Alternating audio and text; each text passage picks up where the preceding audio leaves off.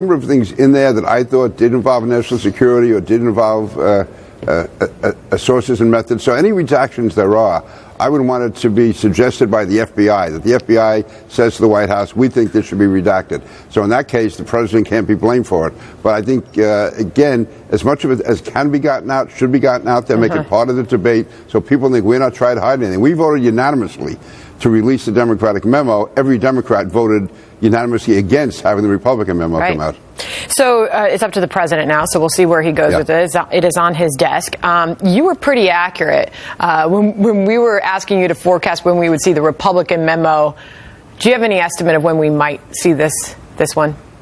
Again, it depends on if the president has to make any redactions in there, but if not, I would say it certainly should be out by the weekend. It was sent over to the White House, I guess, on Monday night. The president has 5 days, so that would be, I guess, tomorrow or Saturday, depending on how we start counting the days. So I would hope it's out there. And again, I think I know that our memo showed severe improprieties, severe abuses that were made on with the FISA court by the FBI and the Justice Department, and I stand by that. And I think despite all the things we heard from the mainstream media and from the Democrats, when that Democratic memo is out, that people can make the comparison and they will see that we were right. You've obviously had a chance by now to see these text messages exchanged by these two FBI officials, Peter Strzok and Lisa Page. What insight do they offer us about the FBI email probe and the possibility of the involvement of former President Obama?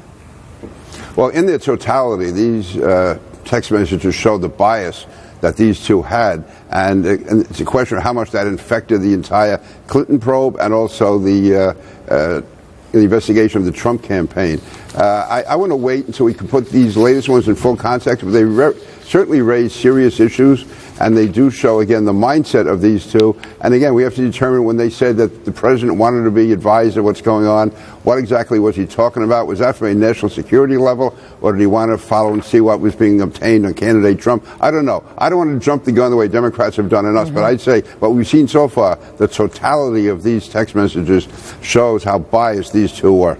Interesting. And to have them on such major investigations. Well, and there was really a lot of conclusions drawn that these were exchanges about Obama wanting to know everything when it came to the Hillary Clinton email investigation, which was closed at the time. The Wall Street Journal, of course, coming out and saying that these employees were trying to brief the president on Russian meddling in the election. Lastly, I have to ask you about this budget. You like it?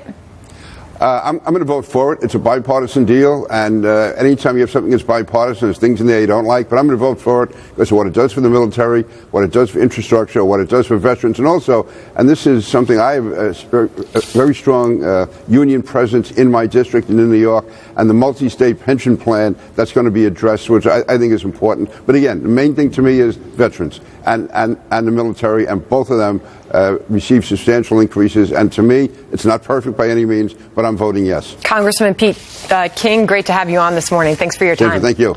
A lot more coming up on all this now. Former House Speaker Newt Gingrich has taken whether or not the president should declassify that Democratic memo, and much, much more with the speaker. Plus, there's this today. Have a listen.